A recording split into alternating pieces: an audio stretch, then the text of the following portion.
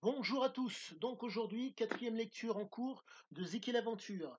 Je suis en plein dans les écrits et le passage sur lequel je travaille actuellement m'a permis de comprendre que Ziké, je ne suis pas croyant pour un sou, était un diable. Et je pèse mes mots. Euh, le débalancement qu'il a eu entre la sérotonine et l'adrénaline fait qu'il y avait un effet, comment dire, une compulsion à devoir trouver un moyen de recoupler la sérotonine et la noradrénaline pour faire en sorte que l'homéostasie au niveau du corps soit bien. Nous sommes face à un adepte de la marge. Alors, petite chose, par rapport à ce terme que Sizia est un diable. Vous le trouverez donc dans Oro Co, la compagne de Sam, plus connue sous le nom de Dave, dans Oro, appelait Sizia le diable. Et là, je peux vous affirmer que c'est justifié et mérité. Le passage sur lequel je travaille m'a permis de comprendre que Ziké, le débalancement qu'il avait été tel que entre la situation et la substance, je ne dirais pas que son cœur balançait, mais il fallait à tout prix faire en sorte que comment dire, l'équilibre revienne. La seule façon pour que l'équilibre puisse revenir, compte tenu de l'état physiologique dans lequel il était, c'était de trouver quelque chose. Et l'une des raisons qui fait qu'il n'y a pas eu répétition de, euh, de ces aventures, c'est cela. L'habitude, pour reprendre les propos du général de Gaulle, il n'y a de grandiose que dans ce que l'on ne connaît pas. Succès grandiose, c'était la recherche de Ziké. C'est pour cette raison qu'il ne répétait pas deux fois la même chose. Et plus l'action était forte, plus l'action était interdite, plus le débalancement qu'il avait au niveau physiologique dans son corps était en mesure de pardonnez-moi, de se résorber. Mais, la situation dite interdite, amenée entre guillemets, permettait le recouplage momentanément, mais il faut comprendre que de par ses gènes, pardonnez-moi, de par sa physiologie qui est humaine, qui est absolument normale, le découplage, le manque était présent physiologiquement. Ce qui fait que la situation porteuse d'adrénaline euh, lui permettait, si je puis dire, de se sentir bien, de faire plus ou moins descendre la pression. Mais comment vous dire? La situation était génératrice d'adrénaline.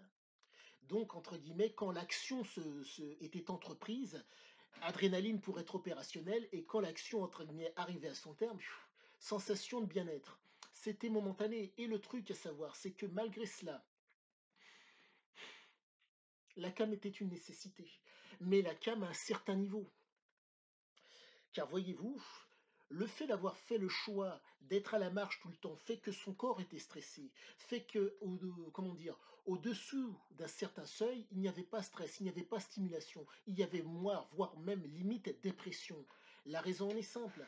Entre la prise de cam et la situation, il a créé dans son organisme un débalancement qui faisait qu'il était euh, âpre à l'aventure. L'argent n'a d'utilité que dans l'utilisation. Et compte tenu de qui s'est empoisonné, quoi, il s'est intoxiqué. Il était âpre à l'aventure.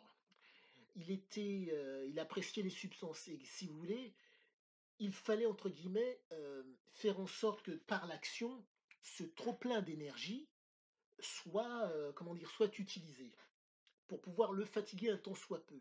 Et pour faire en sorte que, au moment où la substance était prise, il soit un tant soit peu bien. C'est fou là là là là, la lecture, je ne pratique pas les drogues et j'ai un vécu, je pense, je dirais plus ou moins similaire au vôtre. Mais là, le fait est que je ne pense pas me tromper par rapport à mon propos. Le passage que j'étudie, c'est le passage où il apprend l'existence, bref, d'un casino et qu'il y est emmené par une rabatteuse. Et là, si vous voulez, au niveau physiologique, tout s'explique pour d'autant mieux visualiser mon propos. Il apprend l'existence, dans le passage dans lequel je suis, il apprend l'existence, donc dans l'hôtel dans lequel il est, d'un casino. Génération d'adrénaline, boum, ça fait monter d'un coup d'un seul l'adrénaline. Il va pouvoir se faire plaisir, donc activation des neurones dopaminergiques, ding, qui fait que quand il va pouvoir jouer et qu'il va, entre guillemets, qu'il va gagner, il va y avoir une espèce de joie qui va venir derrière. Mais dans son cas, le problème est le suivant. La dopamine, il faut savoir que vous l'obtenez généralement par le biais de nourriture, quand vous n'êtes ni dans l'abus, ni dans la dépendance. Là, dans son cas, compte tenu que ça fait des années qu'il est dans les substances, il réagit énormément aux produits extrêmement puissants qui font que les produits vont amener, drogue, alcool, ce que vous voulez, qui vont faire en sorte qu'il va y avoir libération de dopamine d'autant plus conséquente, puisqu'il y a un débalancement qui est énorme. Oh, on est vraiment face à un type qui était, pardonnez-moi, qui était, je ne trouve pas d'autre mot pour l'instant, mais qui était vraiment un diable. S'il n'y a pas la situation porteuse d'adrénaline et la substance derrière, ça l'intéresse pas. Ce mec-là est intenable et en plus, compte tenu de son, comment dire, de son enfance et du fait qu'il ait eu un père légionnaire avec une mère, extrêmement, si je puis dire, cortiquée, qui arrivait à réfléchir par elle-même et qui, entre guillemets, faisait preuve de pressentiments extrêmement, puissants de par son vécu. Vous vous retrouvez avec un type qui, c'était un diable, c'était un diable. Ceci explique cela, ceci explique cela et mettons que j'en reviens au fameux gène, pardonnez-moi, le régène c'est le gène oh je ne alors, le gène de vulnérabilité, le gène latent qu'il y avait en lui.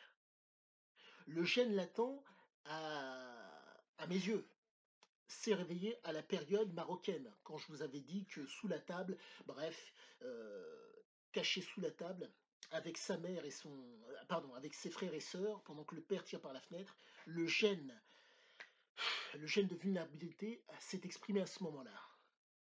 Ce qui fait que le débalancement a eu lieu à ce moment-là. Il était enfant, il n'y avait pas de cam, mais par contre le gène s'est exprimé. Donc il fallait des situations qui permettent, entre guillemets, de revenir à la normale. Et ces situations, entre guillemets, putain, c'est grave. C'est même pas les situations, vous voyez, c'est ça les situations, et dès qu'il a pu toucher à la cam, il est tombé dedans, il pouvait pas. C'était pas possible. Le gène était tellement, tellement prépondérant, et si le gène n'avait pas été exprimé, à coup sûr, il n'aurait pas été comme ça. Mais comme le gène a été exprimé, il ne pouvait pas, comment dire, être autre chose, pardonnez-moi du néologisme, d'être un diable. Il ne pouvait pas. C'était impossible.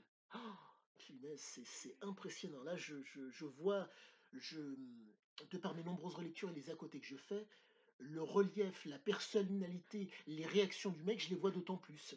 Pour reprendre les propos de Thierry Poncet, il était merveilleux et épouvantable. Ça, pardonnez-moi, c'était dans Zik et l'aventure qu'il dit ça. Mais il faut savoir que vous avez une petite vidéo qui a été faite par Brut sur Ziké. Et c'était, alors, les mots qu'a utilisé donc Poncet à ce moment-là, je pense qu'il est sorti de la cam, c'est épouvantable et merveilleux. Quand il était dans l'action avec Ziké et quand il se remémore les événements, il dit merveilleux et épouvantable.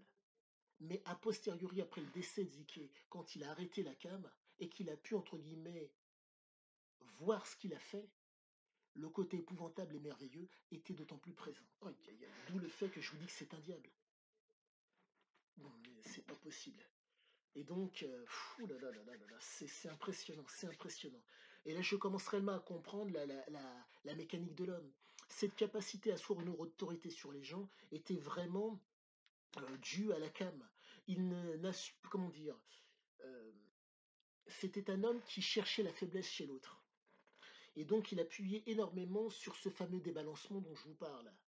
Envie d'alcool, envie de cam, et donc de l'aventure, et j'en passe. Et quand il était face à des gens qui souhaitaient avoir l'aventure, il les prenait avec lui. Par contre, c'est lui qui a pu, comment dire, qui a essayé une autorité sur eux. Pour reprendre le propos qu'il y avait dans le que tenait Thierry Poncet, pardonnez-moi. Mon corps a cessé d'obéir à mon cerveau. En un mot, pour faire simple, physiologiquement, c'est sa physiologie qui impactait sur son cerveau. Il n'arrivait pas du tout, c'était pas possible qu'il réfléchisse, c'était pas possible. Et résultat, heu, ne pouvant changer sa nature, ne pouvant, comment dire, changer ce qu'il était, il l'a utilisé, il l'a exploité. Putain, c'est impressionnant.